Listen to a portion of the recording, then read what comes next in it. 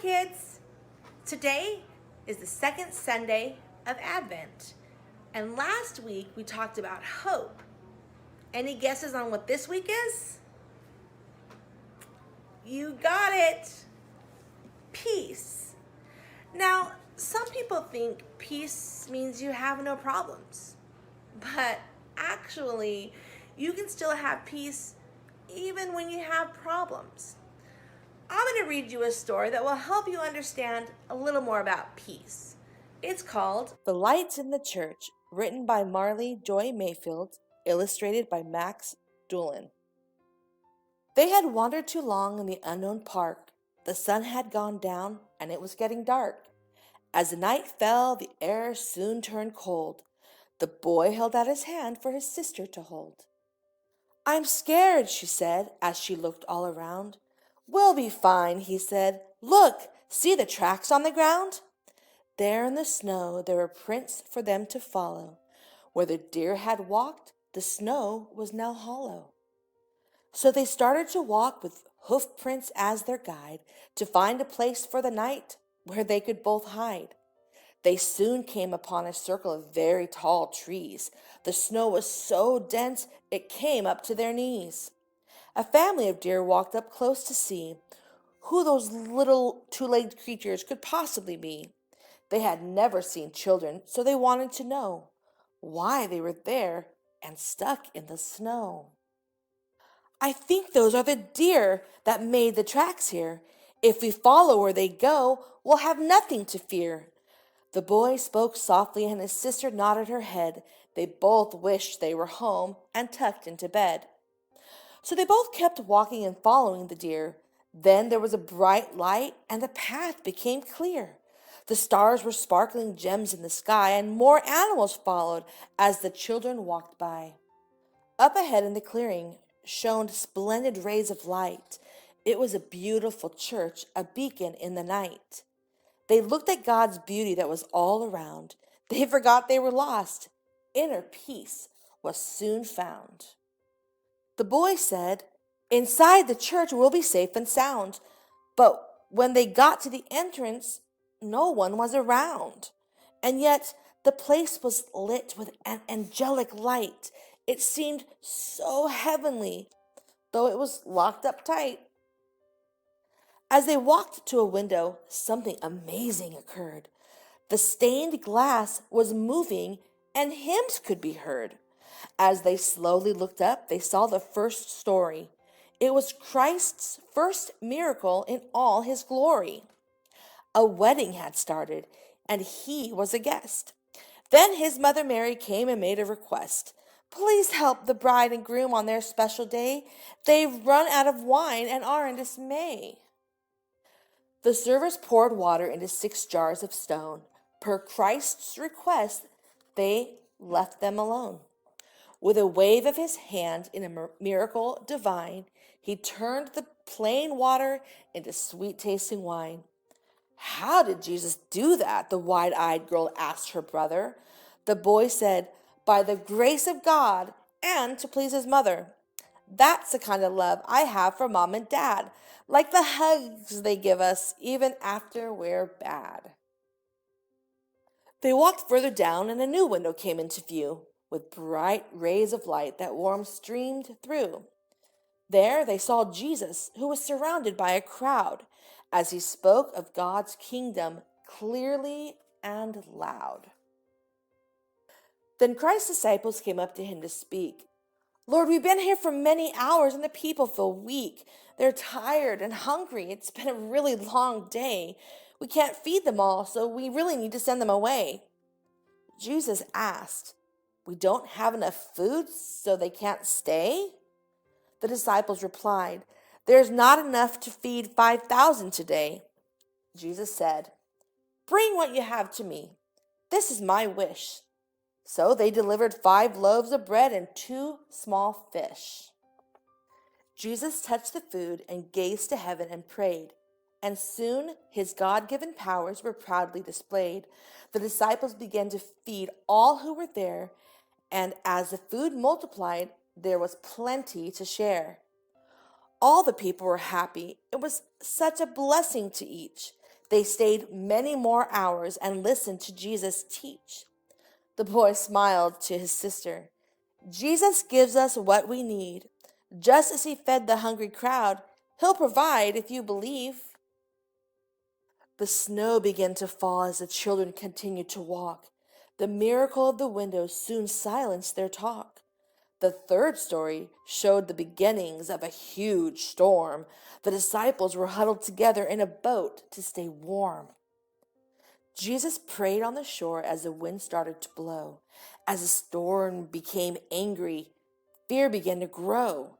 Through crashing waves, Jesus ventured out toward the boat. He walked on the water just like he was on top of a float. At first, the disciples thought they were going to see a ghost, not a man, but little did they know it was part of Christ's plan. This miracle was about having faith to overcome doubt. Jesus said, "Don't be afraid. I'm your Lord.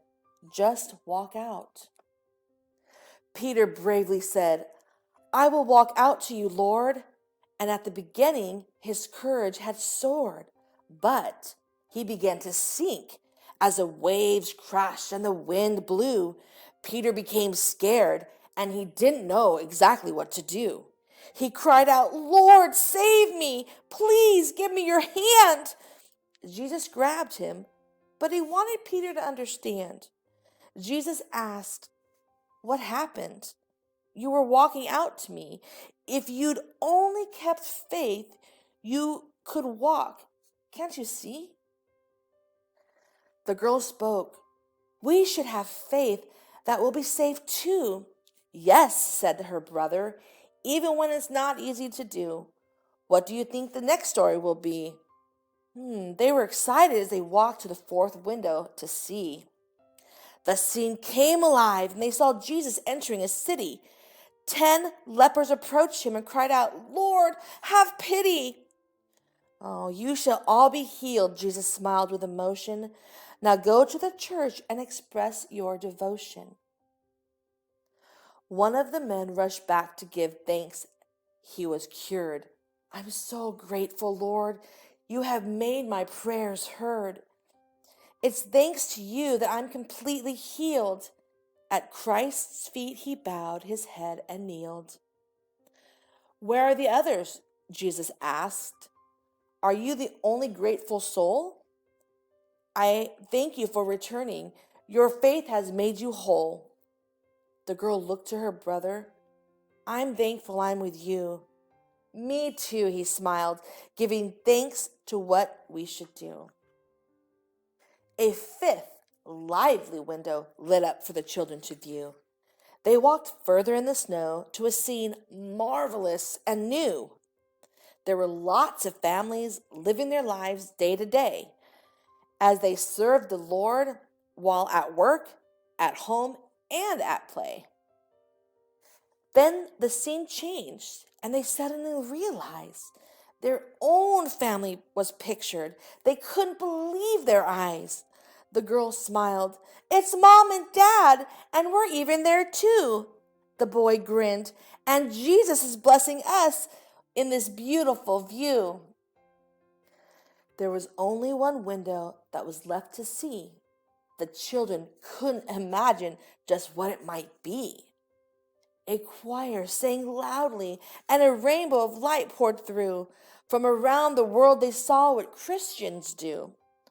All races and nations were gladly helping out to save others from sickness, from fear, and from doubt.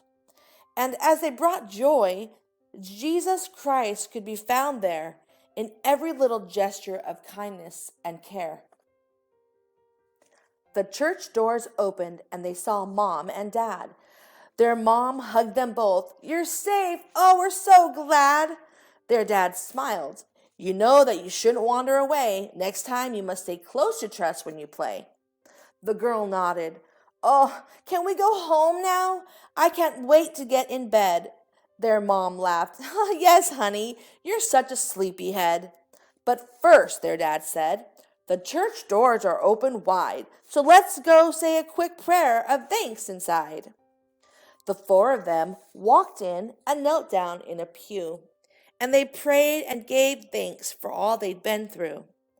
After getting home, and through years of happiness and laughter, they remembered the special church forever thereafter. I hope you enjoyed that story as much as I did. The brother and sister were really scared when they got lost. But when they found the church, they felt a peace.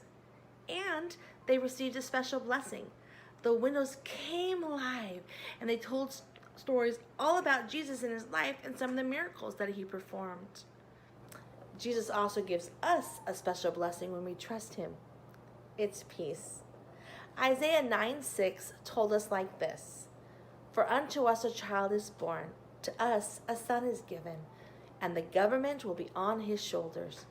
He will be called Wonderful Counselor, Mighty God, Everlasting Father, Prince of Peace.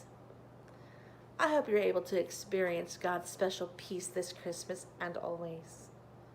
Now, join us as we light the second Advent candle. Today is special because it's the second day of Advent. We call this season Advent, which means to come. It is a time when we get ready, preparing ourselves for the coming of Jesus Christ by thinking about him. Jesus came when he was born on Christmas Day, and he will come again. Today, we light 2 purple candles. Last week, we lit the candle of hope. The second candle is the candle of peace. Our world is not always peaceful. People sometimes hurt each other, but God promises peace beyond what we can understand. I light this candle to remind us that Jesus is our promised Prince of Peace. We hope that everyone will come to know God and experience his peace.